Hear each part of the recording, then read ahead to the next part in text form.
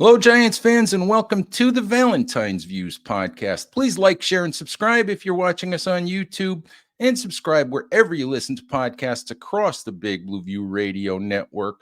All right, your New York Giants at 5-9 face the Philadelphia Eagles in Philly on Christmas Day. Probably the last place most New York Giants would like to be on Christmas Day. But that's what the NFL schedule makers handed the Giants this year. So that's what's going on. And here to help me break down the game, talk about what's going on with the Eagles is John Stolnis of Bleeding Green Nation's Eye on the Ememy podcast. John, thank you very, very much for hopping on. Ed, I couldn't be more excited to talk about my football team that I love dearly and will support forever. Oh, you just sound excited about this, John. I'm happy to be with you. I'm not happy to talk about what these guys have done these last few weeks, but we'll get into that. You're complaining about a 10-4 football team, John. Yes, Come on. Come on. The Giants are 5-9 and in contention for the second overall pick in the draft. So 3-game losing streak or not, you're not going to get much sympathy from this side of the computer screen. Fair enough. All right. So you do have to tell me. I want to start with this. It's a 3-game losing streak for the Eagles. 3 good teams that they played against, obviously. San Francisco, Dallas, and Seattle. Seattle, probably a game they should have won. But I want to go back to when the Eagles were 10-1. There was still a lot of talk when they were 10-1 about this team doesn't look the same. Doesn't look like it did last year. It doesn't feel like it did a year ago when it made, when it made it to the Super Bowl, when it almost won a Super Bowl. But as they're building that 10-1 record, was there still some unease about what this team really was and if it could make another really deep run? Yeah, a lot of us hand-waved away those concerns. We're looking at the point differential, looking at the fact that they trailed at halftime in so many of those different games, but also looking at the schedule that they had and the teams they were playing, and you realize you're not going to blow out the Chiefs, you're not going to blow out the Bills, you're not going to blow out the Cowboys. They're going to be close games, right? You're gonna have these close games against really good teams. Part of the issue, I think, was some of the ways in which the Eagles struggled against some of the teams not named the Cowboys, Bills, and Chiefs in the weeks leading up to that. But I think you kind of looked at those 3 games and you saw, listen, this team has a Super Bowl pedigree. You know that it's littered with Pro Bowlers. You'd know that the coach is a good coach, Nick Sirianni, and you just felt like, as they're winning these close games and these leading up to the 3-game losing streak, you're just thinking, well, it's a little different this year. You're playing really good quarterbacks. You're playing against much better defenses. You just want to get that record as high as you can get it and take it. You're not going to look a gift horse in the mouth, because last year when the Eagles were blowing teams out and running up that incredible record and everybody's feeling good, the Eagles got ripped for not playing anybody. And, that was kind of a valid concern, but they took that all the way to the Super Bowl. So each year feels different. Each year looks a little different. You don't always get to the same place in the same way. But that being said, the Eagles' turnover issues have really come back to bite them here in these last three games. The play calling has been very uneven, and we've seen that in these last 3 games. The defense, we know the pass defense had been leaking oil throughout the season. You knew that it was a problem, but you just figured eventually that pass rush would start to get there. I think over these last few weeks, and here are some extenuating circumstances that are not excuses, but possible reasons for why we've seen the Eagles play deteriorate the way in which we have. And these last 3 weeks, the play has deteriorated, even though they may not have been playing as well as 10-1. I will cop to the fact that their record was probably better than how they were playing. That being said, the Eagles are not as bad as they've looked these last 3 weeks.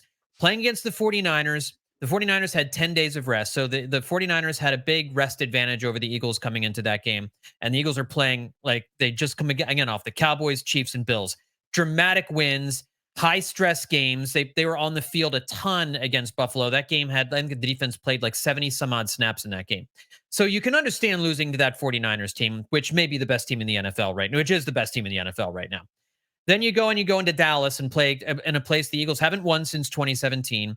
The Cowboys had 10 days of rest, and the Eagles now in this game 5 of this 6-game gauntlet, clearly exhausted, clearly, at a disadvantage in terms of rest. And then you get your doors blown off in that game. And then you had the craziness last week with changing the defensive coordinator and Jaylen Herz battling a severe illness. You're going to Seattle to take on a Seahawks team that they should have won. You got to beat Drew Lock.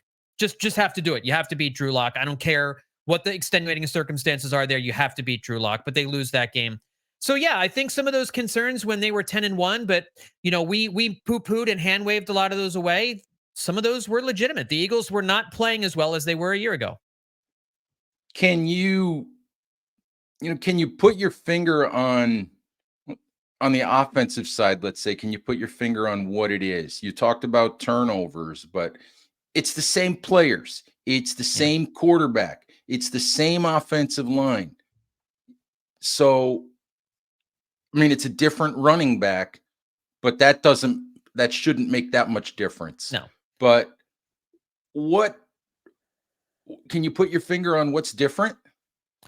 I think it starts. I think the fact that Shane Steichen isn't the offensive coordinator. I think moving from Shane Steichen to Brian Johnson has affected the play calling. The offense doesn't seem to have a rhythm. It doesn't seem to have a plan. Even when they have put points on the board, it's been bumpy. It's been uneven. They'll go the first half without scoring, and then they score 3 or 4 touchdowns in the second half. It just has not. There hasn't been a cohesiveness to the offense. The offensive line has not dominated in the trenches this year like they have in years past. I don't know if that's due to age. I don't know if that's due to just the wear and tear of a long season last year coming into this year. Most Super Bowl losers usually don't make the playoffs the following year, and the Eagles ran out to a 10-1 record. So I think there's a little bit of a Super Bowl lapse that comes in if you're not the team that wins, and so there could be some fatigue there. I think we saw it in 2018 after the 2017 Super Bowl win. So there's a lot of factors there. The offensive line just isn't executing as well this year, and I can't really explain why that is. And I think Jaylen Herz had a long offseason. I don't think that he is as sharp this year as he was a year ago. I think the play calling has not put him in a position to do a whole lot well. He's clearly injured. Like, he's not as dynamic a runner this year, and I think that's been the biggest factor as to why the offense hasn't moved the ball. They just, nobody fears Jaylen Herz as a runner right now. And that was such a huge part of why their offense was successful a year ago. I don't know if it's the knee, if he signed that contract and doesn't want to get blown up. I don't know what it is, but he's not the same guy we saw a year ago. When he talked about commitment the other day, how did you take that? Was that just a guy searching for answers? Was that a guy calling out his teammates? Or was that a guy just talking and, out of frustration? Yeah. What was it? I think he was really sick. You could tell at the post game. He was sick. I don't think he was mentally sharp in the game on Monday night. I think a lot of his comments, he just looked exhausted. I think when he said committed, I don't think he was thinking about what he said, because I don't really know what he means by that. Does he mean that players in the locker room aren't studying film as hard? Are they pointing fingers at each other, not supporting each other? Are they, is there simply guys who aren't buying into the game plan and doing their own thing on the field? I don't really know what he meant by committed. And he was asked to elaborate on that and further define that, and he couldn't really. So I don't know that he meant committed in terms of like, these guys aren't committed to winning, these guys aren't committed to the team. But I don't know. And I want to hear Jaylen Herz talk again this week, because I think he'll probably get asked about that. And I think he'll be asked to elaborate what he meant by that. And I'm sure it'll come across as something where he's not throwing his teammates under the bus or criticizing the coaching staff or anything like that. He's a pretty good talker in post-game press conferences. I think what he said was more out of exhaustion and frustration than anything. And I don't really even think that he knew what he meant by what he said. Yeah, it kind of sounded like he's like, oh, I might have just said something that I probably shouldn't have said. Yeah. And now I have to try to talk my way around it. Yeah. Yeah. I mean, he said, I don't have a dictionary with me, so couldn't really tell you what that means. But I mean, people are inferring, and that's, kind of a dangerous thing to do. I would rather wait to hear Jaylen Hertz explain it a little bit more. But I think it's clear that the losing took its toll. Like losing those 2 games to the Cowboys and 49ers the way they did shook that team. Something happened during those 2 losses. It shook that team to its core. And all we've heard about with this Eagles team over the last few years is how great the culture is, how great the accountability is in that locker room. The leaders in the locker room are really strong. Jaylen Hertz is such a strong leader. And I don't think that those things aren't true. But it sure sounds like 2 really bad losses did something to the clubhouse culture, to the locker room culture, and what this team always has prided itself on, based on what we saw last week with all the craziness on the defensive side of the football. I don't know what's going on in there, but stuff's going on.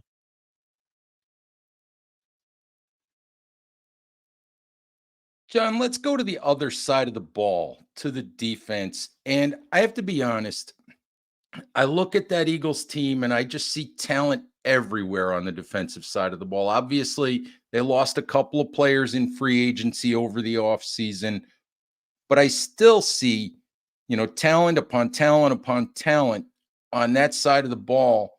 And I think the thing that has surprised me most about the Eagles this year is they haven't been nearly as dominant defensively as I would have thought. You can even say that at times they've been pretty leaky. Mm. And and I think we saw maybe a little bit of panic from Nick Sirianni with the move from Sean Desai to Matt Patricia, especially sort of throwing Desai under the bus and saying, I don't think we've been coaching very well on that side of the ball. Mm-hmm. But just, what is going on the defensive side of the ball? And did you see the move to Matt Patricia as a panic move? Yeah, I think they panicked. It doesn't mean it was the wrong move. Sometimes it's okay to panic if things are really bad. I don't know. It sounded like there was the players just had lost confidence in Desai's ability to lead the defense. And if that's the case, then you have to make a change. It's unfortunate they didn't have somebody better than Matt Patricia in the building to take over play calling duties. But they missed out. Vic Fangio left last offseason when it looked like Jonathan Gannon was coming back, and then all that mess happened. So they didn't have a good option in house to replace Sean Desai or to make this change that they bungled. They bungled the messaging on this entirely. It didn't come out with confidence. It didn't come out with assurance. It didn't make it seem like they knew what was going on. It made it seem like it wasn't Nick Sirianni who made the decision. And I don't know. I don't think we know for sure who made the call. We've seen Howie Roseman and Jeff Lurie get involved with coaching staff decisions in the past with Doug Peterson. So it would not at all surprise me if they looked at what Sean Desai was doing and said, we need somebody else making the calls.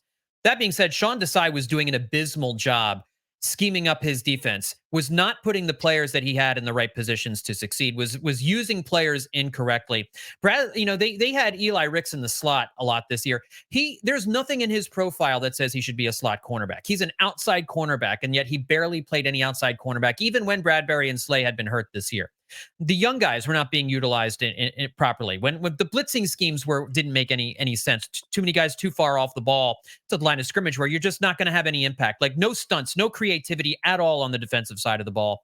And the Eagles did not invest in linebacker or safety this offseason. So they've been having to fill the gaps with these veteran castoffs that are well past their prime. Kevin Byard, they brought him in. He's been okay, but he hasn't been a playmaker. He hasn't done anything really of note. Shaq Leonard was the second worst graded defensive player on the field for the Eagles on Monday night. I don't know that he's going to be able to give you anything after all of the hullabaloo about signing him. The places where you have spent the money on defense, though, that's where you're supposed to get the production. Slay and Bradbury are supposed to give you that production. As you well know with Bradbury, great player when he's playing his best. He seems to have lost a step and a half this season, and he's just getting cooked in man coverage. That's what happened at the end of the game against Seattle. All 5 passes that Drew Lock completed on that final drive were thrown at James Bradbury. Been awful this year. The defensive line, you've paid Fletcher Cox a ton of money, Hassan Reddick a ton of money, Josh Sweat a ton of money. You've invested early first-round picks in Jalen Carter and Jordan Davis. That's where you've put all of your eggs in that basket, and they are just not getting to the quarterback, especially on third downs. And that exposes the linebackers and the safeties and these older cornerbacks that have lost a step in the passing game. If that defensive front isn't getting home and doing their job, This Eagles defense is cooked. So I don't know if the Giants have the firepower to take advantage of that this week. I look at the roster, I don't think they do. But you go up against a playoff caliber offense, unless that defensive line is getting home and getting home on a regular basis, teams are gonna have success moving the football against Philadelphia.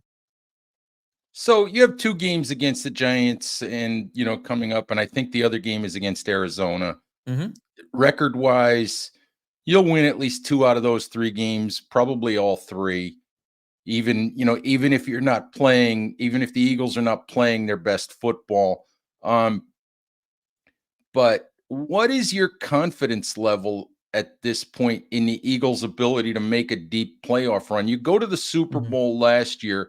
I have to think that most Eagles fans are looking at this year and saying it's not a success unless we get back there and we finish the job. Right. So at this point, what's your confidence level that the Eagles can do that? I'm not one of those people that believes Super Bowl or bust should ever be the goal. Like the whole goal of following a sports team is for them to give you memories. And if we exit this season with some really good positive memories, I see that as a fun season. I see that as a success. But certainly the players will tell you that winning the Super Bowl this time around is really the only outcome that matters, because you went and you lost it last year. That being said, I don't have a whole lot of confidence they're going to make a deep playoff run right now. If they take care of business these next 3 weeks and kind of get things right, my confidence level will grow, mostly because of their pedigree. It's really going to come down to how Jaylen Herz plays and how this team plays in the trenches over these last 3 weeks. I realize the Giants and Cardinals are not competitive. Not that they're not competitive, but they're not playoff caliber teams right now. They're not good teams in terms of where they are in the standings in the NFL. As a team that should finish 13-4, they should handle these teams pretty easily. The Eagles should. If they can do that, I'll feel better going into the playoffs about a deep playoff run, because you're winning the division if you win these last 3 games if you're the Eagles. So you're getting at least 2 home playoff games if you can get that far. And then you take your chances against the 49ers in an NFC championship game in San Francisco. But what we've got to see is this team do better in the trenches, and we've got to see Jaylen Herz play better. The question I think we'll have answered over these next few weeks is, these 3 losses that they've suffered, was it due mostly to the extenuating circumstances, the fatigue, the rest disadvantage, Jaylen Hurts' illness, all this other kind of stuff? When they get on a more of a normal schedule, will things, and the schedule eases up a little bit, will things kind of get back to normal and let them get their footing? Was this a 3-game slump? Or is it more indicative of a decay in the roster? We don't know the answer to that question.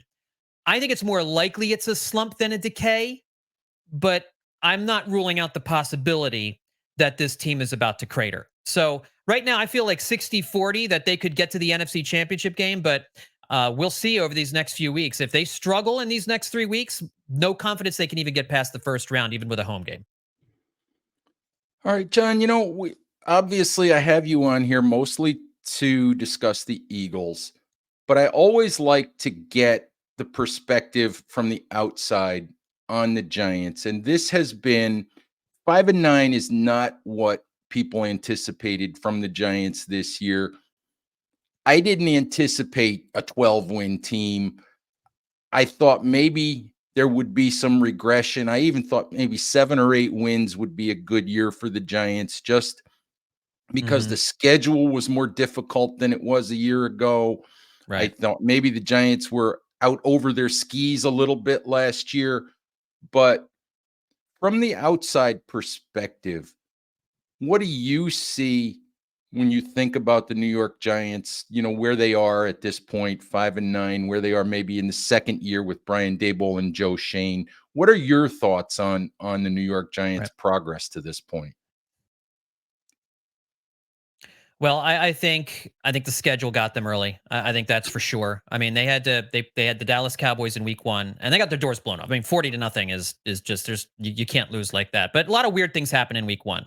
You go into Arizona, you win week 2, but then you've got to go into San Francisco. You get Seattle at home. You have to go into Miami. You have to go into Buffalo, and you start off 1-5, and then lose your starting quarterback. You lose your franchise quarterback at that point, right? When did he go down? He played in 6 games. He through the Bills game. So, and then you're 1-5. you're already behind the 8 ball against an Eagles team that's raced out to a 6-0 record at that point, and you've lost your starting quarterback. You're done. Your season's over. So should they have won maybe another one of those early games? Maybe you take the Seattle game, but in San Francisco, in Miami, in Buffalo, that's rough. That's a rough and I think you would look at those teams and say those 3 teams are better than the Giants, even with Daniel Jones in there on a neutral field. You'd favor those 3 teams. That was a brutal start to the schedule. It's very similar to the schedule the Eagles just finished playing over these last 6 games. And so that just puts you behind the 8 ball. At that point, you realize, okay, the season's probably over. The players start to realize, this isn't going to happen this year. We're not going to follow this up. And even though you win against the Commanders, you get to 2-5, you lose a tough one to the Jets, you lose to the Raiders, and then you get the Cowboys in Dallas. I mean, it just starts in football and in sports. Sometimes things snowball when you realize, especially, it's not our season, things aren't going our way. And I think coupled with the injury to Daniel Jones and the start they got off to, I think it got away from Brian Daboll and the staff and everybody else real quick. So, I think I think they could bounce back next year, especially if they get a high pick and they're smart with the draft. But they need to get more. They need to get better at the skill positions. They got to get wide receivers on this team. They got to get playmakers. I think there is still a ceiling that they hit their heads against until they're able to do that. Yeah, absolutely. I agree with that. And you talked a little bit about the gauntlet that the Eagles ran through and what the losses to San Francisco and Dallas did to that team. And I still believe, the Giants had 3 games in 11 days to start the season, which is insane. But I think that Dallas game had kind of a lasting impact on the Giants. You come into a season where you made the playoffs, you think maybe you've built your roster a little better, you think maybe you're more competitive with the top teams in your division, with the top teams in your conference. You lose a game that way, 40-0, where you're not competitive in the game by the end of the first quarter. And I think the Cowboys not only beat the Giants, I think they knocked the swagger out of the Giants too. No, I think that's true. I mean, I think that's true. And when that happens, it's hard to come back from that. You think coming into the season, we're as good as these guys, we're as good as this team, and you get a spanking. And I think that's kind of what's happened with the 49ers and Cowboys those 2 weeks the Eagles lost. I mean, they didn't just lose tight games. They got spanked in both games. And that takes a hit. You lose, that affects your pride as a player, and you start to question yourself. And I imagine that a similar thing happened in the New York locker room that's happening in the Philadelphia locker room. All right, John, the last thing that we have to do here, this is our Friday show in advance of the Monday game, and we're going to make a pick for Monday. And this section of our show is sponsored by DraftKings Sportsbook. Gambling problem? Call 1-800-GAMBLER or visit www.1800gambler.net. In New York, call 877-8-HOPE-NY. or text HOPE-NY, which is 467-369. In Connecticut, help is available for problem gambling by calling 888-789-7777 or visiting ccpg.org. Please play responsibly. On behalf of Boot Hill Casino and Resort in Kansas, licensee partner Golden Nugget, Lake Charles, Louisiana, 21 and over, age varies by jurisdiction. Void in Ontario. See sportsbook.draftkings.com/football terms for eligibility, terms, and responsible gaming resources. All right, I'll be honest with you. I look at this game, 11.5-point spread, courtesy of DraftKings, as we record the show. If I'm putting, I can't take the points and the Eagles if I was betting this game. But the flip side of that is there as much as a Christmas Day upset would be nice, as much as it would add to DeVito mania. And as you talked about earlier in the show, sports can be about memories and making moments. And it would make a nice moment for Tommy DeVito and the Giants in an awful season if they beat the Eagles on Monday. I just don't see it happening. I see it as kind of a get-right game for the Eagles. Mhm. What's your take on Monday afternoon, Monday evening?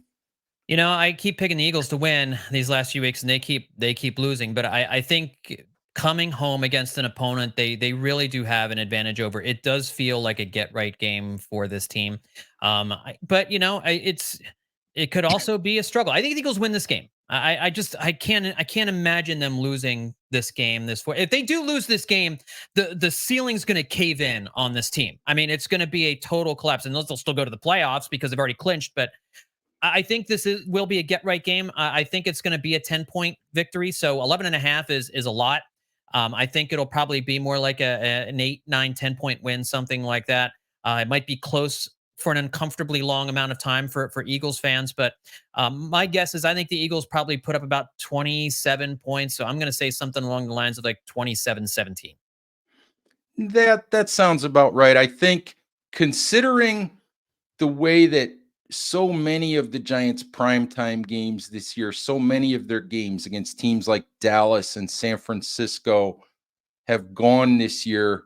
Even last week, they pretty much got blown out by New Orleans. I think I think Giants fans would be relatively happy with a game they were still in at the end of the third quarter. Yeah, So yeah. I mean, and it's all these, with DeVito, you don't know what you're going to get. There's not a lot of tape on him for the Eagles, so I mean, I have nightmares of Logan Webb resurfacing like he did a couple of years ago against the Eagles on a primetime game. This third string quarterback for the Vikings, and the Eagles unable to beat him. Like it just that's a nightmare scenario for Eagles fans. But we're all kind of, I think, starting to get hardened to the possibility that could happen. So these two teams, they have a long history. These games have gone the Eagles' way so much these last few years, but it's a new year. We'll see how things go. And the Eagles are at a more vulnerable spot right now than they have been at any time since early 2021. So we'll see how it goes. someday that worm will turn And and it and the will. Giants will have their day, but I Yep. don't think that's going to be at any time in the next few weeks. Anyway, John, thank you very very much for the time. Folks, check out Bleeding Green Nation, of course, for your Eagles coverage. If you dare to venture over there, of course, and check out John's podcast, Eye on the Enemy, as well for his perspective on all things Eagles. So, John, thank you very, very much for the time. Giants fans, thank you as always for listening. Please stay safe out there, take care of each other, and we'll talk to you soon. Bye bye.